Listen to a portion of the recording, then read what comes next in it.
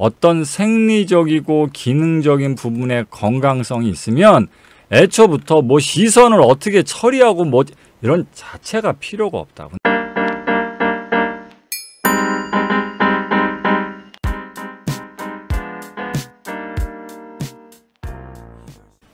여기 제가 그 야구 선수를 올려드렸어요. 갑자기 제가 시선 공포를 이렇게 얘기하면서 갑자기 야구 폼을 올려드리니까 좀 의아하실지 모르겠는데, 혹시나 이제 시선 공포 관련한 부분들을 가지고 계신 분들이 있을지 몰라서 상명하게도 그런 분들이 계시거든요. 몇몇 분 계시고, 그래서 이번 기회에 짤막하게 이해를 해보셨으면 좋겠습니다. 일단 이 시선 공포를 어떤 감정적인 문제로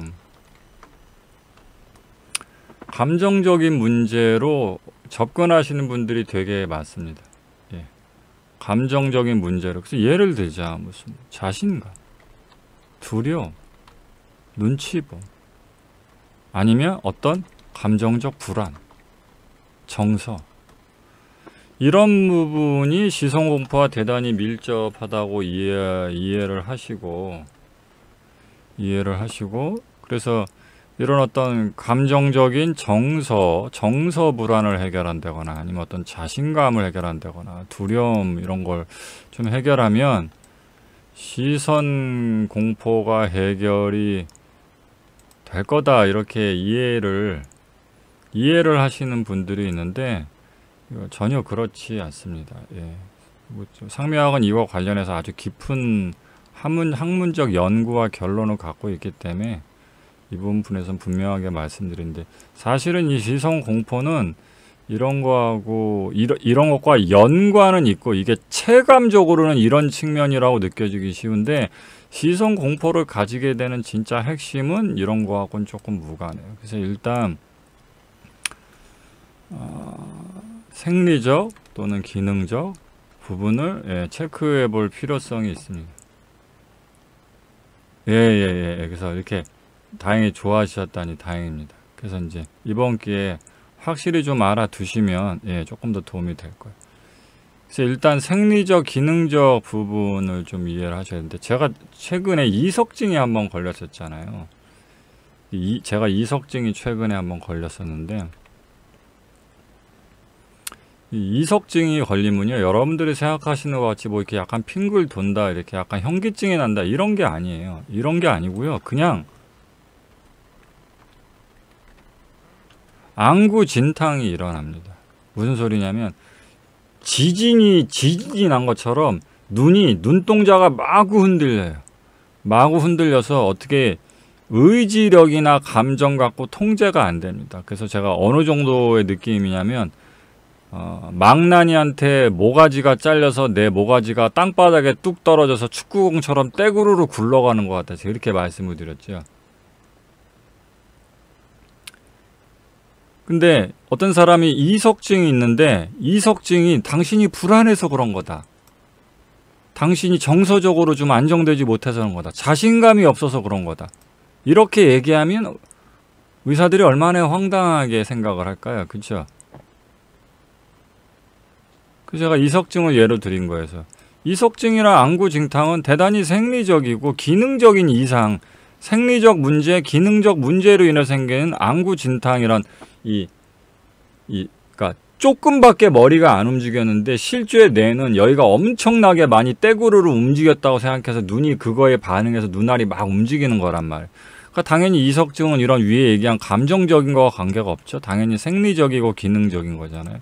그래서 그러니까 사람마다 늘 다 문제가 똑같은 건 아닌데, 그러니까 특정한 사람이 시선 공포가 있다고 해서 모든 사람이 시선 공포가 생긴 기전 또는 유형, 이게 다 같진 않아요. 그렇지만 그래서 내가 가진 시선 공포가 이런 문제가 있는지를 그러니까 누가 이게 병원 가서 체크하는 게 아니기 때문에 자기가 이런 얘기를 듣고서 냉정하게 체크를 해야 되는데, 그래서 생리적이고 기능적인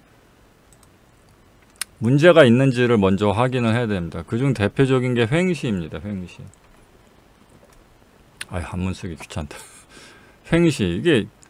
이게 옆에 옆이란 뜻이에요. 그러니까 횡실한 게 딴 게 아니고 눈이 좌우로 움직이는 걸 뜻하거든요. 좌우로 움직이는 거. 근데 이것도 역시나 생리적, 기능적 문제라서요. 이게 의지로 컨트롤이 안 되시는 분들이 있어요. 무슨 뜻이냐면 요 그림 말고 다른 그림을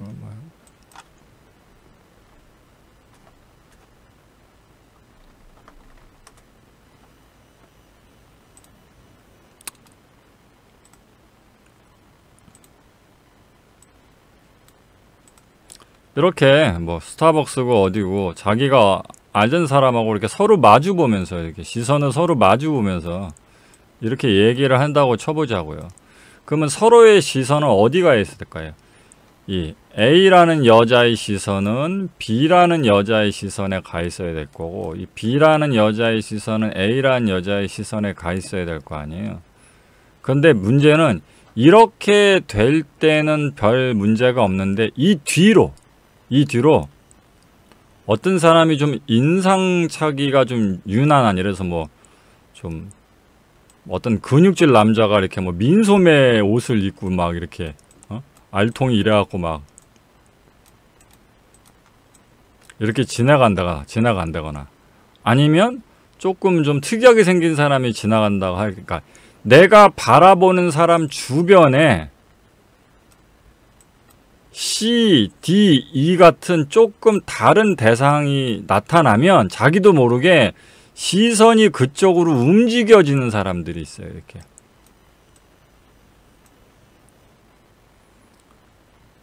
이렇게 움직여지는 사람들이 있어요. 이게 무슨 뜻이냐면 이렇게 보통 이렇게 앞에 상대가 있고 그 상대 주변에 다른 사람이 있어도 보통 내가 상대하는 사람은 앞에 있는 사람이기 때문에 앞에 사람이 시선을 주치면서 얘기하시는데, 이게 횡시가 문제가 있는 사람들은 주변에 뭔가 이상한 물체가 있거나 집중력을 흐트리게 만드는 부분이 있으면 저절로 이렇게 눈이 이렇게 돌아간단 말이에요. 근데 이게 하지 말아야지 해도 저절로 그렇게 되는 거예요. 이게 의지하고 무관한 거예요. 이게 왜 그런 거냐면 그냥 제가 그리려고 백지를 떠온 거예요.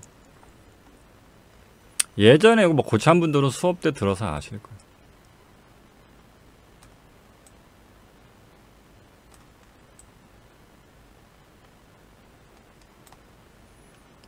다들 보시다시피 위에는 삼각형이고 중간에는 동그라미고 맨 아래는 사각형입니다.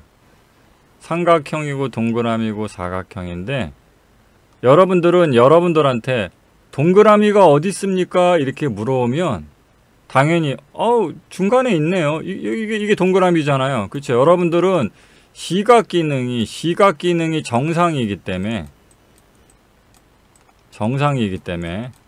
당연히 중간에 동그라미가 있죠. 이렇게 얘기할 수 있죠. 그런데 일부의 사람들 중에 태어날 때는 맹인이었어. 앞이 안 보여. 태어날 때는 선천적으로는 맹인인데, 근데 요즘 의학기술이 발달돼서 후천적인 수술이나 뭐를 통해서 개안을 하게 되는 사람들이 종종 있거든요. 특이 케이스죠. 태어날 때는 앞을 못 봤는데 나중에 수술을 통해서 앞을 보게 된 사람들이 있어요.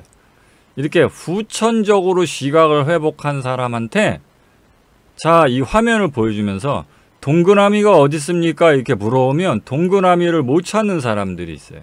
신기하죠? 그러면 안 보이느냐 하면 앞이 다 일반인처럼 똑같이 보이긴 똑같이 보여요. 근데 이렇게 세모, 동그라미, 네모를 이렇게 붙여놓고서 동그라미가 어딨냐 이렇게 물어보면 못 찾는다고요. 그래서 왜 못 찾지? 이게 너무 신기하잖아요. 왜 못 찾을까? 그래서 그게 신기해서, 원래 과학이라는 건 그런 특이 케이스들의 이유를 찾아서 분석, 연구, 실험하다가 이렇게 발전되는 과정이잖아요. 그래서 과학자들이 앞이 안 보이면 모르겠는데 왜 선천적으로 맹인이었다가 후천적으로 개안한 사람들 중에 일부는 앞이 다 보이는데 왜 이 동그라미를 구별하지 못하지? 라고 생각을 해서 왜 그럴까 하고 이리저리 시도를 해보다가 결국 이렇게 하면 이 사람들도 중간에 동그라미라는 걸 포착을 하는구나라는 새로운 사실을 알게 됐어요. 그게 뭐냐면 이 화면이 지금은 정지되어 있는 거잖아요. 모니터 상에. 근데 이걸 약간 컴퓨터 그래픽을 이용해서 이 동그라미, 세모, 네모가 약간 이상 움직이게 만들어서, 그러니까 정지가 된 게 아니라 동쪽으로 움직이게 만들어 놓고, 자, 동그라미 어디 있습니까? 이렇게 물으니까 그때서 여기 있다고 찾는 거죠. 네? 그럼 왜 그럴 수가 있냐? 그걸 제가 예전에 강의 때 이걸로 설명을 드렸어요. 이게 형감과 형체감의 이론적 베이스가 됩니다. 사슴의 입장에선 이 세렝게티, 평야, 초원의 이런 풀밭은 늘상 보든 늘 똑같은 거겠죠. 그렇지만 어느 날 갑자기 여기 이렇게 사자가 숨어 있을 때 요 작은 변화가 포착이 돼야지만 사슴 입장에선 생존을 할 수 있는 거잖아요. 요 작은 거를 포착 못 해내면 죽잖아요. 그렇죠? 그러면 한번 따져봅시다. 여러분이 사슴이거나 뭐 우리 인간 같은 생명체일 때, 우리가 천적으로부터 우리 생명을 보호할 때 상대방이 정지에 있는 것이 우리를 더 생명을 위협할 가능성이 높을까요? 아니면 움직이는 거, 움직이는 존재가 우리의 생명을 위협할 가능성이 높을까요? 당연히 정지에 있는 것보다는 움직이는 것이 우리의 생존을 위협할 확률이 높잖아요. 그러니까 당연히 우리 진화 속에서 우리 이 생물체의 이 시선 포착은 노력하지 않아도, 일부러 노력하지 않아도 정지된 것보단 움직이는 걸 더 쉽게 포착하도록 진화 설계될 수밖에 없겠죠. 그렇죠? 그러면 그것으로 조금 전에 말씀드렸던 이 횡시가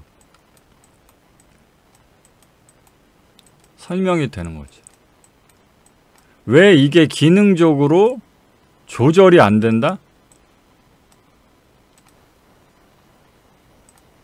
상대방은 이렇게 약간 정적인 상태로, 상대방은 약간 정적인 상태로 있는데 이 상대방인 B 주변으로 움직이는 다른 C, D, E 같은 존재들은 아까보다 훨씬 동적이죠. 움직임이 크잖아요. 물론 인간은 이성과 의지가 있기 때문에 이 기능이 정상적인 사람, 예?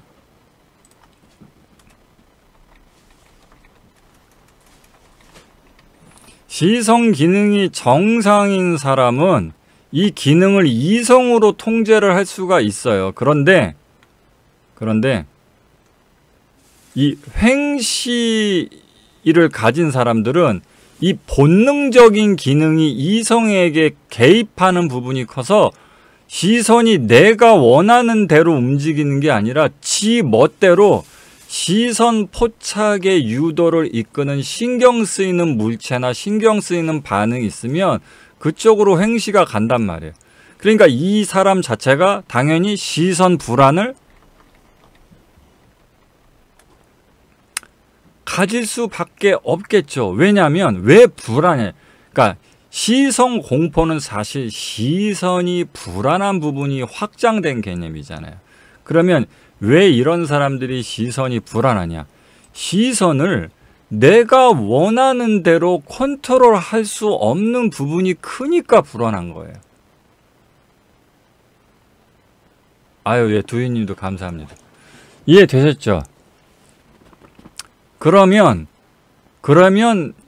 이 시선 공포 가지신 분들 중에 시선을 내가 원하는 대로 컨트롤하지 못하는 생리적, 기능적 문제를 갖고 있는 분들이 많을 수 있겠다라고 해서 그 중에 하나의 카테고리적 현상으로 횡시가 있는 거고요. 그 다음에 이제 이 횡시라는 건 상명학에서만 있는 게 아니라 이건 현대의 그냥 의학, 현대의학에서 정식으로 있는 명칭인 거예요. 이번에는 현대의학에 있는 개념이 아니라 상묘학에 있는 개념으로 설명이 되면 상묘학에 산독이라는 개념이 있습니다. 산독. 이거는 한문을 써드려야 이해할. 제가 원래 중국 학문 가르치면서도 제가 이게 한문스러운 거 아주 싫어합니다. 짱깨스러운 거. 짱깨스러운 거 아주 싫어해요. 웃기죠? 중국 학문 가르치면서 짱깨스러운 걸 싫어해서. 이 산독이란 게 뭐가 있는데, 이게 상묘학 방식의 속독법입니다.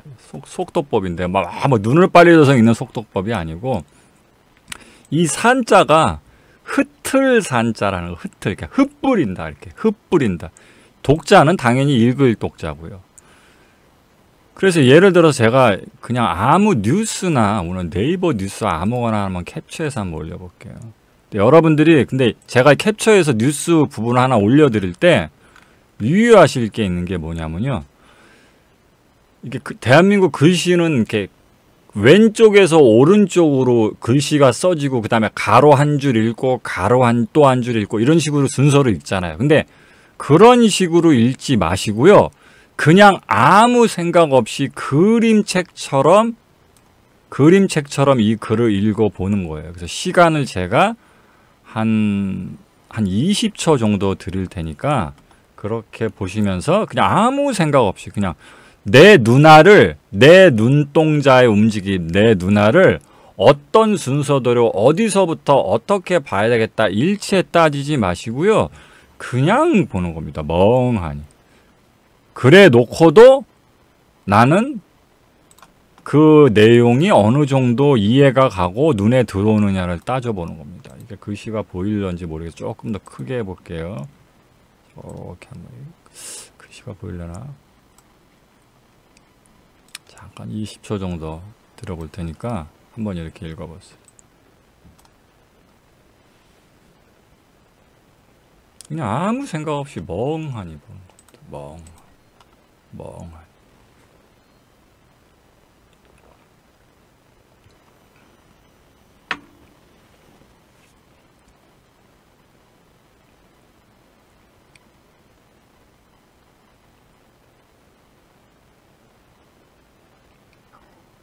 예, 일부러 어려운 내용을 올렸어요. 저희들 예전에는 뭐 외교부 브리핑 같은 거 같이 외우기도 하고 막 그랬거든요. 일부러 머릿속에 잘 안 들어오는 거 올린 거예요. 자, 그러면 이제 채팅방에 조금 전에 보셨던 내용들 관련해서 기억나는 걸 채팅방에 한번 적어보세요. 조금 전에 제가 올려드렸던 내용 관련해서 기억나는 거. 뭐 어떤 내용이 있었던 것 같더라. 이걸 그냥 두서없이 정리해서 얘기하지 마시고 그냥 두서없이 생각나는 대로 뭐 단어도 좋고 표현도 좋고 여기 써보세요. 그래서 뭘 이 설명 드리려고 하는 거냐면 우리 인간의 눈은요. 사물이 됐든 뭐 글자가 되었든 무엇이 되었든 무언가를 포착할 때 눈이 알아서 상대방이나 사물을 순서를 조합해서 포착을 하지 그 눈의 주인인 인간이 명령을 내리는 방식으로 움직이지 않아요. 그래서 이걸 보통 얘기할 때 저 항상 뭘 해도 항상 약간 코미디로 약간 가는 것 같아.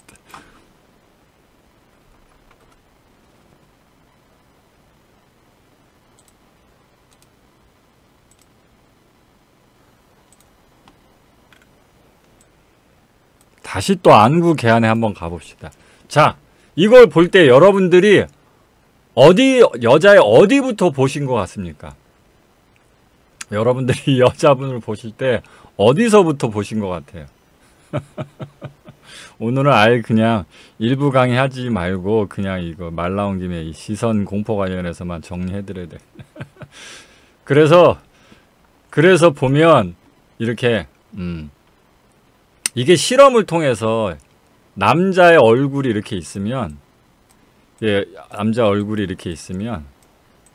남자 얼굴에 특수 안경을 씌워갖고 특수 안경을 씌워서 이 남자가 어디를 보았는지 이 어디를 보았는지를 이 컴퓨터로 기록하게 하는 특수 안경이 있어요. 그러니까 이 남자의 시선 초점의 움직임을 보게 하는 이런 걸 통해서 이런 아름다운 여성을 보게 하면 실험 결과가 어떻게 나오냐면 이렇게 나옵니다.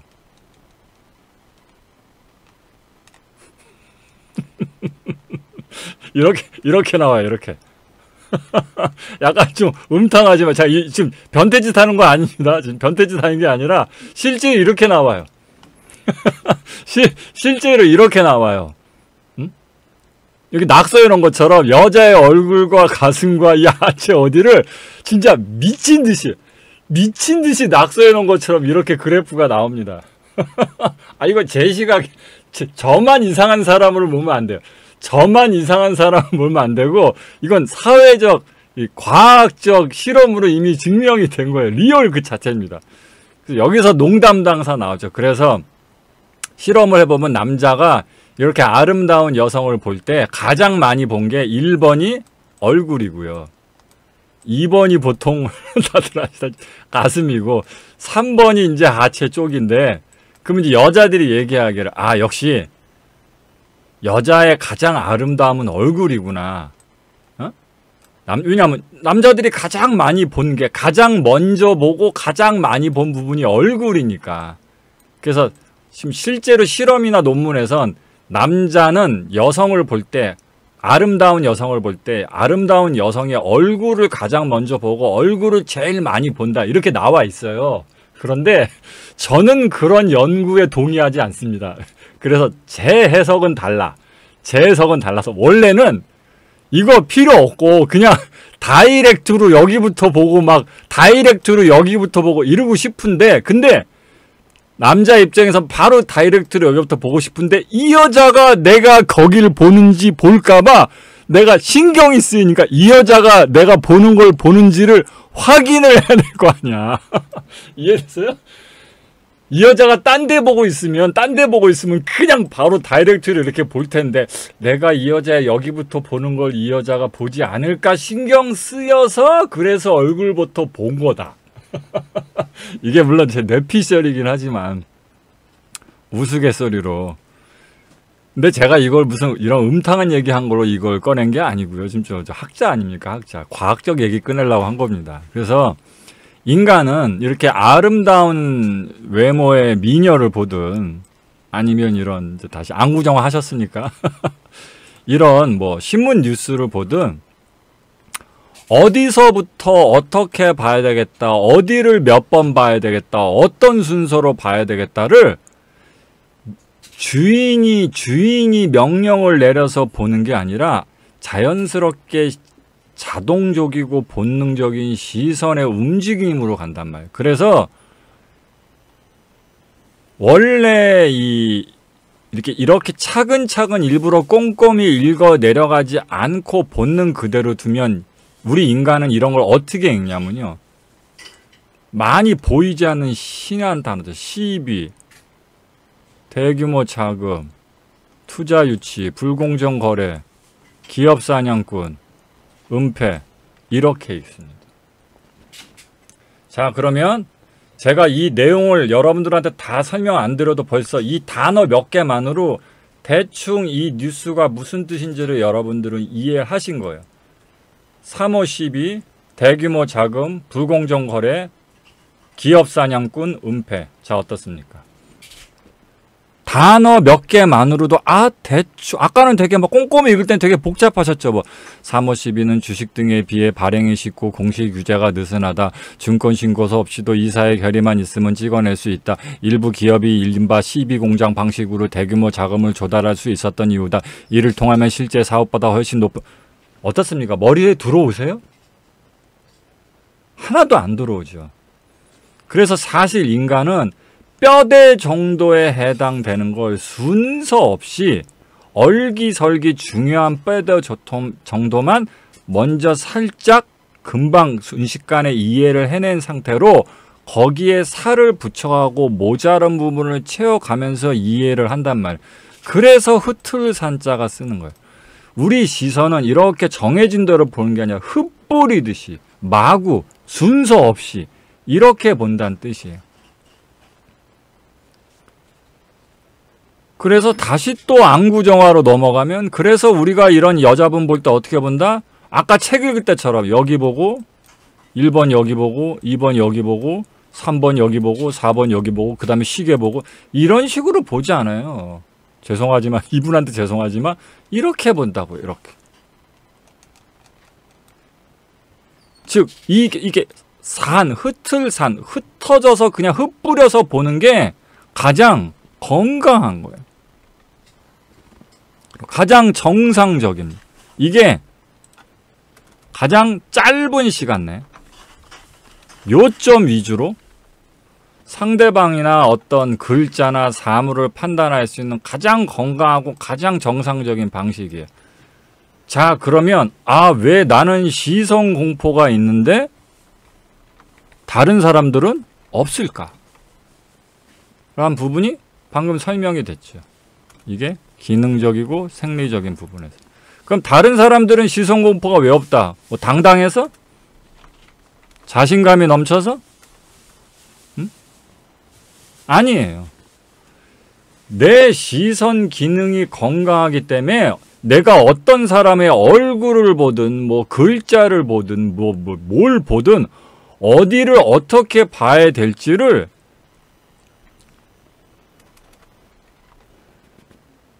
그때 시선을 어디 둘지를 이성의 의지와 판단으로 결정할 필요 자체가 없기 때문입니다. 그래서 그러니까 그 사람들은 시선을 당당하게 뭔가 처리를 하고 있는 게 아니고요. 그런 걸 안 해요. 그래서 뒤에 가면 제가 이게 화술이든 뭐든 다 연결이 되는데, 그래서 대화공포 있으신 분들도 똑같아요. 또는 이렇게 청지각이라고 해갖고 누군가의 말을 어떤 자료라든가 사진이라든가 뭐 글자라든가 이런 거 없이 길게 말로 들으면 잘 금방금방 파악이 안 된다거나 대화공포, 무슨 말을 해야 될지 모르겠다, 이런 분들도 똑같습니다. 왜냐하면 대화공포가 없으신 분들은 왜 대화공포가 없는지 아세요? 제가 유명한 말인데 제가 이걸 제자들한테 자주, 그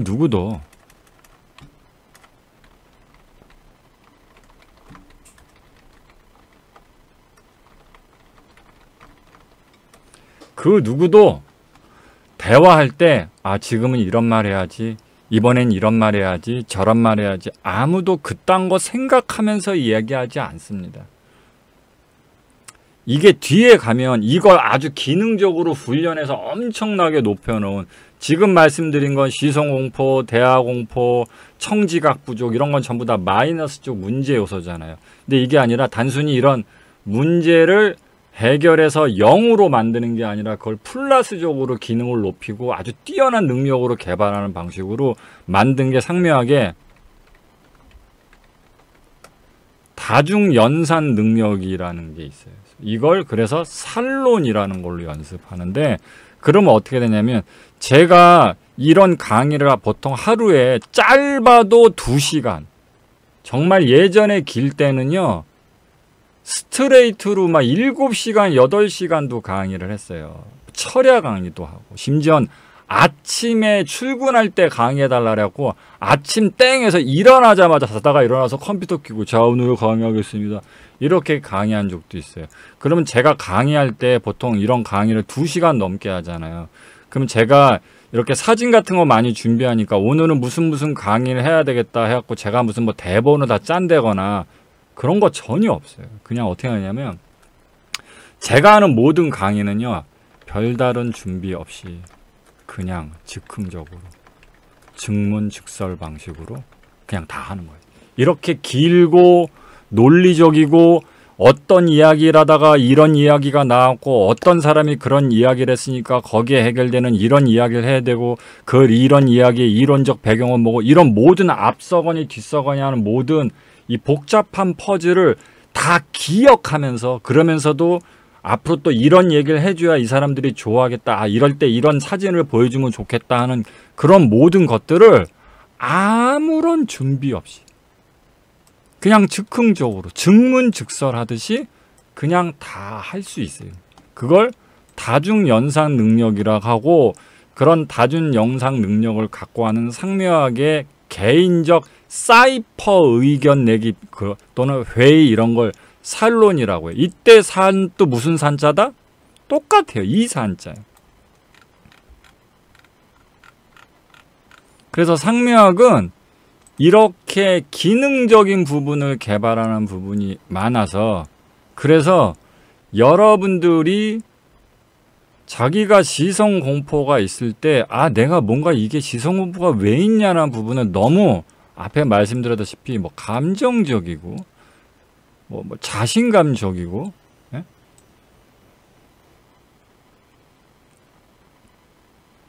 이런 말씀드렸죠. 이렇게 감정적이고 뭐 자신감, 두려움, 눈치가 없던 정서, 이렇게 생각하면 그래서 영원히 계속 뱅글뱅글 돕니다. 영원히 계속 뱅글뱅글 돌아요.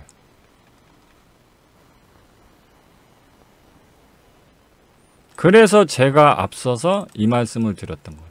보통 야구 선수들이 프로 선수가 돼서, 이게 투수의 투구 폼인데, 야구 선수들도 하다 보면 어느 순간 슬럼프라는 걸 겪게 됩니다. 옛날에는 뭐 방어에도 좋고 삼진도 잘 잡았는데 자꾸 홈런이나 두들겨 맞고 제구력도 안 좋아지고 스피드도 떨어지고 이렇게 슬럼프가 찾아오잖아요. 이때 이 슬럼프를 극복하는 투수와 극복하지 못하는 투수가 있습니다. 그러면 극복하지 못하는 투수는 어떻게 이 슬럼프 극복을 접근하냐? 이걸 컨디션 난조로 접근합니다.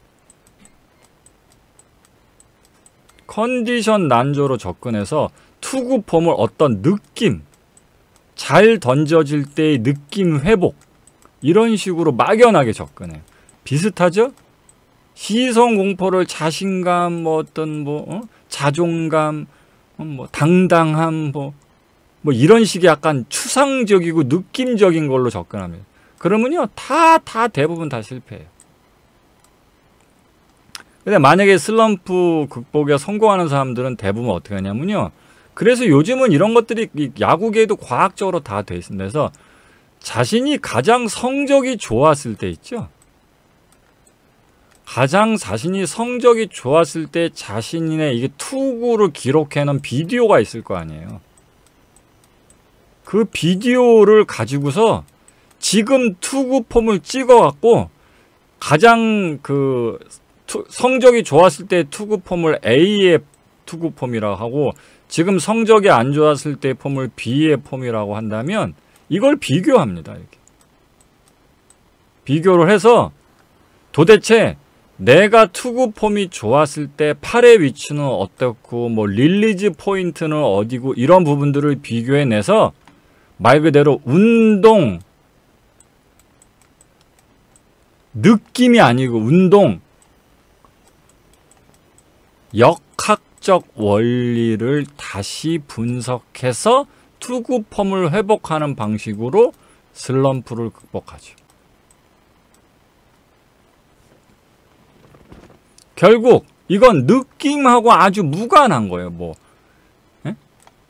결국은 내가 팔을 여기서 채에서 공을 놔야 되는데 너 늦게 놨다거나 발이 더 짧다거나 몸이 더 틀어졌다거나 하는 어떤 기능적 부분이 문제인 경우가 엄청나게 많다는, 기능적인 부분.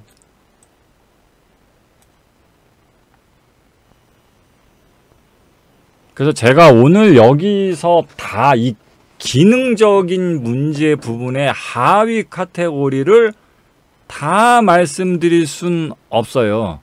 근데 중요한 건 뭐다? 그래서 이게 어떤 생리적이고 기능적인 부분의 건강성이 있으면 애초부터 뭐 시선을 어떻게 처리하고 뭐 이런 자체가 필요가 없다. 근데 그게 뭐 불안하니 시선을 어떻게 처리해야 되니 뭐 이런 걸 판단하고 스스로 하고 있다는 자체가 뭔가 기능적으로 문제가 있는 거다.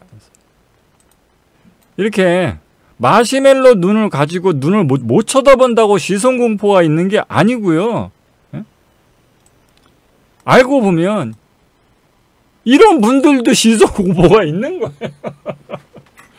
그래서 저란 사람이 가지는 특징이, 저하고 여러분들 중에 시선 공포가 있으신 분들도 저를 직접 오프에서 만나서 대화를 하잖아요. 그러면 저를 바라보시는데 딱히 시선 공포가 생기지 않을 거예요.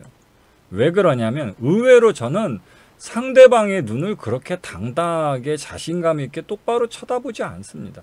상대방의 눈을 오래 마주치지 않아요. 대단히 시선 처리를 잘하는 사람임에도 불구하고 지금도 보면 제가 화면 보고 계속 이러고 있지 않죠? 왜 그러냐면 중요한 건 저희가 항상 말씀드렸다시피 대인관계의 키는 누구한테 있다?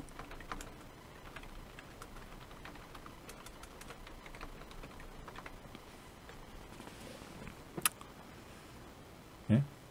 대인관계의 키는 누구한테 있다? 나한테 있지 않습니다. 상대에게 있습니다. 상대. 그래서 중요한 건 내가 상대방을 어떻게 올바로 바라보는가가 아니고요. 상대방이 나를 얼마나 편안하게 충분히 바라볼 수 있도록 해주는가가 중요합니다. 그래서 저를 실제로 오프라인에서 만나시잖아요. 그럼 이런 마시멜로 같은 분들도 저를 충분히 저를 쳐다보실 수 있어요. 왜 그러냐면